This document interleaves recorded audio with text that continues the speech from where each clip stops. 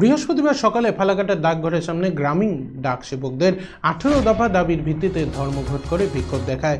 সারা ভারত ডাক কর্মচারী সংগঠনের ব্যানারের নিচে এসে তারা অনির্দিষ্টকালের জন্য ধর্মঘটের ডাক দেয়। এদিন ফালাকাটার ডাকঘরের সামনে অবস্থান বিক্ষোভ কর্মসূচি পালন করে তারা। এর ফলে ব্যাহত হয় গ্রামীণ ডাক পরিষেবা।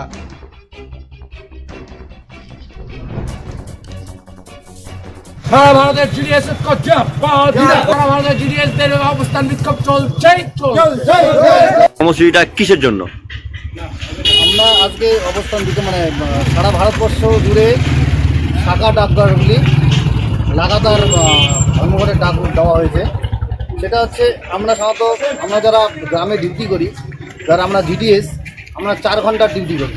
আমাদের সরকার 4 ঘন্টার বেতন দেয়, ডিপার্টমেন্ট আমাদের 4 ঘন্টার বেতন দেয়। আমাদের দাবি হচ্ছে আমাদের 8 ঘন্টা করে ডিউটি করাতে হবে। ডিপার্টমেন্টের যেরকম 8 ঘন্টার ডিউটি হয় সেরকম করে ব্রাঞ্চ অফিসগুলোকে 8 ঘন্টা ডিউটি করাতে হবে। এবারে ইতিপূর্বে একটি কমিটি গঠন হয়েছিল। কমিটিতে কমলেশচন্দ্র কমিটির ইতিবাচক সুপারিশ কতগুলো ছিল সেগুলো কার্যকরী করতে হবে।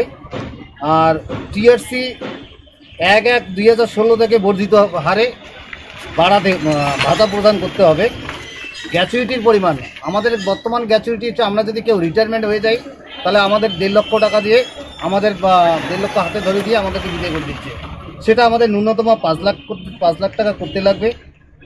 আমাদের যেটা আমরা বছরে 20 দিন ছুটি পাই, সেই 20 দিন ছুটিটা 180 দিন লিভ হিসেবে এটা যেন জমা থাকে।